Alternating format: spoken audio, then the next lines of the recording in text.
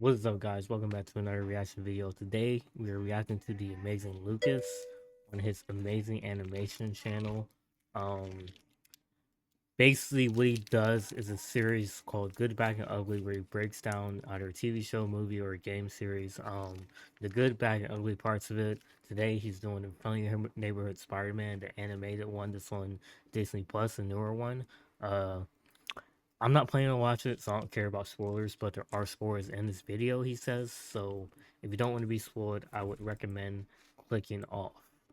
Um, so without further ado, let's hop into it. What's up, guys? Today we are going to be going over the good, the bad, and the ugly of your friendly neighborhood Spider-Man. Now, first things first, can someone tell me why the final swing in this show is better than Tom Holland's final swing? Huh? Can someone make sense of that? I don't get that because that was crazy. But besides that, let's go over the good. Okay. I'm not gonna lie. I definitely. I won't say underestimated this show, but I wasn't expecting very much from the show. One thing that I first said is that even with the animation being trash, if they have a good story, this will be a good show. And sure enough, that's what I'm gonna say. This is a good show. It's not great, but it's a good show. I like what they're doing with the characters. I like what they're doing with the story. It keeps you interested. I think that's the best word. It keeps you interested into where they're gonna go. For example, when it comes to Scorpion, I like how they have this set up when it's like, two rival gangs, and then they bring in Tombstone.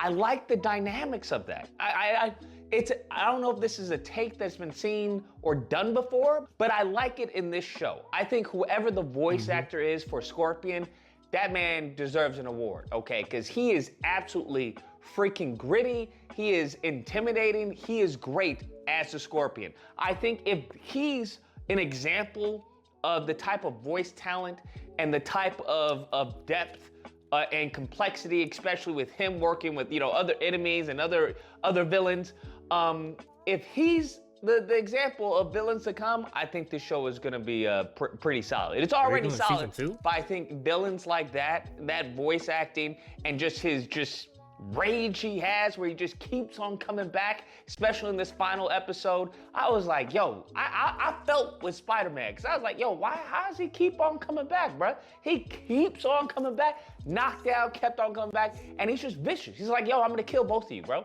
I'm gonna kill both of you. There is no redeeming factor, no grace in this. He's just like, yo, I'm gonna kill both of y'all and I'm gonna take over the turf. So I like that, bruh. When it comes to Tombstone and his origin story and how they're going about this, I'm liking it, man.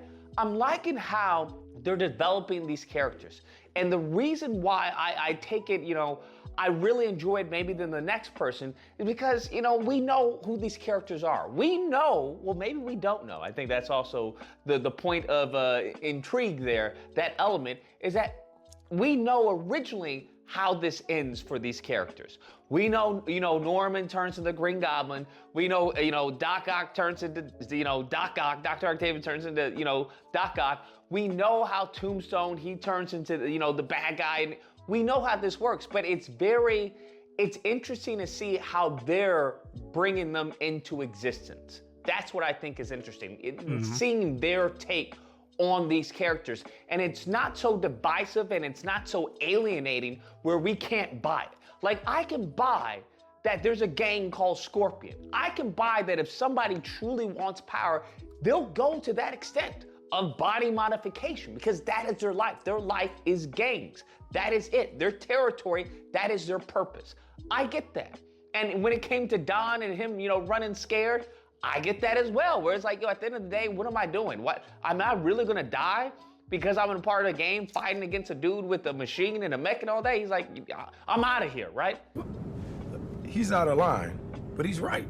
I can also see how because, Tombstone, Lonnie, he's supplemented, his I won't say work life, but his school life with his gang activities. And now that, I don't want to spoil anything, but well, I mean, we all know who Tombstone is, right? We know who he is from the comics. We know his superpowers and everything. So now that he is impenetrable, it's like that added motivation to go on and take Don's place. And if you think about it, that power, it's just, I don't know, even how they twisted, with great power comes great responsibility. Having Norman say with great power comes great respect, it's just, man, that's like, wow, that's like, sacrilegious to me. But seeing his power, and I think that's important, I think that's a reoccurring theme in this, but seeing, Lonnie's power, Tombstone's power, how that actually could have been used, for good, so to speak, in him being football. Because we come to see that the football team lost. And given now that he is, this rock solid, individual with the skin, impenetrable skin, like how much could the team have taken advantage of him, with his powers that he has now? How much, like, the trajectory of where his life could have gone versus the path that he's on right now. And I think there's really good stuff right there, man. There's really great stuff that is written into the show that, that helps me overlook maybe some of the blemishes and the flaws that I may see, the nitpicks, but it's stuff like that it's really solid. Even with Peter, right? He could have gone the same path. And I was about to say, he's not talking about Peter a lot. We're talking about the villains and the side characters. What about Spider-Man? It's a bit ironic that Tombstone is the one that stops Peter from, killing Scorpion. I'm just like, I like it, man. I really like it, bro. With Doc Ock, I love the personality. How the show is written, I'll say, is really well done. It's from the enemy position, from the adults talking. Like that interaction with Norman and Dr. Octavius, for me, that was peak. Because I was like, okay, we're gonna be able to tell a lot about Doc Ock based off of his reaction to Norman. Because Norman's just poking the bear, right? He's like, yo, listen, I got your company. I'm the reason why you behind bars. You lost, bruh. You lost, okay? What do you gotta say to that? And not Norman, but Doc Ock, he's just like, yo, listen, is that what are you blabbing about, bro? Huh? You're doing what you used to do, is steal ideas, okay? You couldn't create with anything, so you devised a scheme to steal my inventions. And the whole dynamic there of him trying to get under his skin and finally, at the end, getting under his skin and, he loses it. He's like, you're a crook, I'll get you, Norman, and everything. Just beautiful. And seeing his transition, like, when it started off and we saw when they raided his place and we had Iron Man and everything, but just seeing how the arms were like grabbing people, and it was really an homage to Spider-Man 2, when when you had the police officer, the woman who was screaming, ah, because it's the same thing that happened in Spider-Man 2 when the female doctor is pulled into the abyss, right? Pulled into the darkness. And it was really great because it's like, yo, these arms are really powerful and we know where this is leading. We just don't know what the catalyst is for him to turn into that. And I think that is crucial in this show. Absolutely crucial in the show, and making it their own, right? Making it truly their own of, hey, this is the friendly neighborhood Spider-Man as opposed to Spectacular Spider-Man, as opposed to 90s Spider-Man, as opposed to, the litany of Spider-Man that have come before. And I think it's great stuff like that. Those interactions, the little hints of, hey, this is what this is gonna be. This is who this person's gonna be. Even when it comes to Norman Osborn. Norman freaking Osborn. Bro, I'm not gonna lie, even I believed him, bro. I was becoming trustworthy of Norman Osborn. And it's not until this final episode, I was like, hot damn, this man's a POS, bro. This man is something else. Because there's also that element of like, well, does he genuinely, want to do well, right? Is this coming from a perspective like how Iron Man wanted to protect the world and thus we got Ultron and everything? Like, is it that, or is he just using that as a front to be selfish, to be cruel, to be wicked, to be evil, to do whatever he wants to do? So I'm still battling, how this is gonna play out, especially with that ending sequence with, the symbiote and everything. I don't know, but I think I know I'm excited.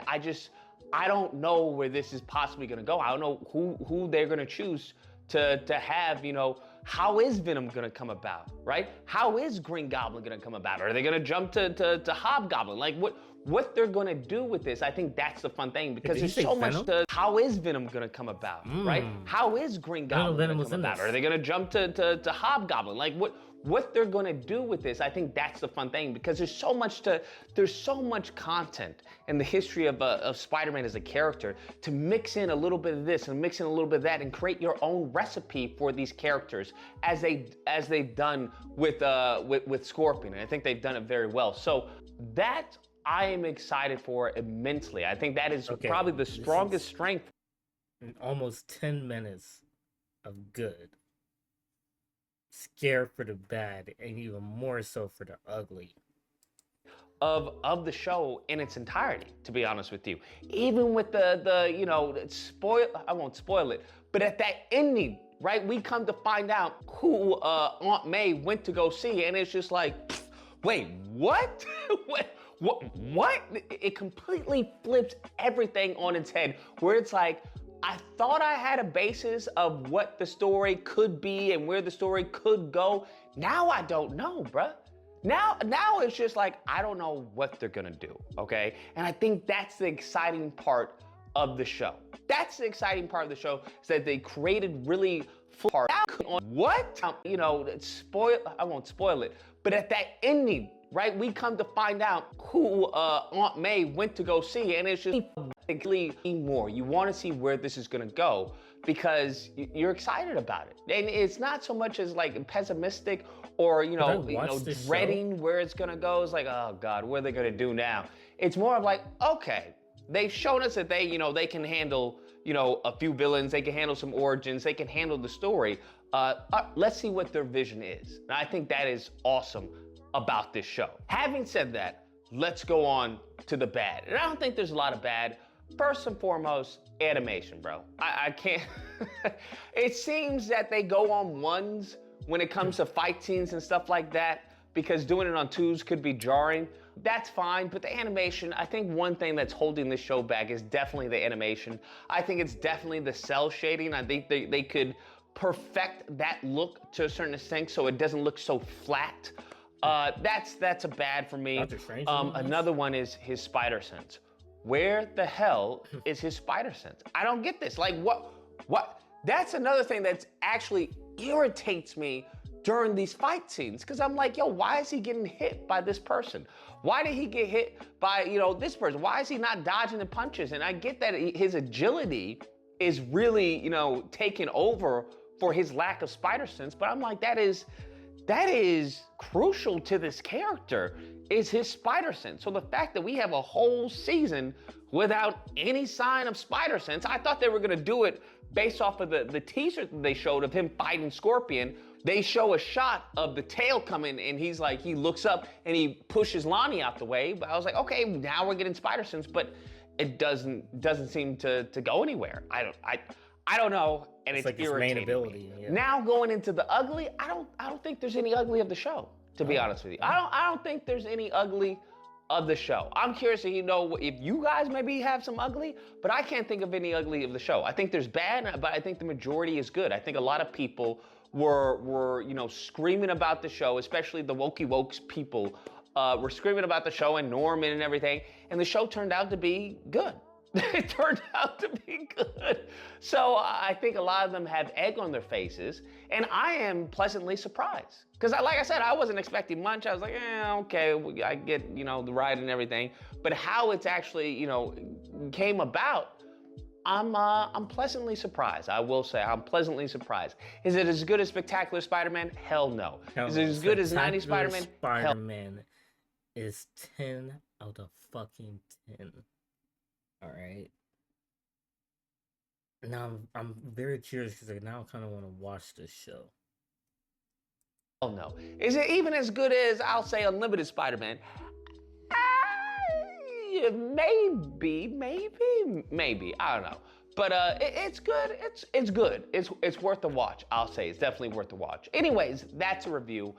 Let me know what you guys think. If you enjoyed the video, please feel free to like, share, comment, and subscribe. And until next time, guys, keep animating. No Spider-Man beats Spectacular Spider-Man, all right?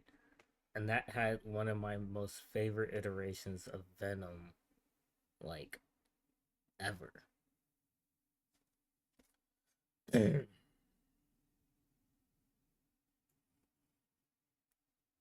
Everyone keeps talking about X-Men 97.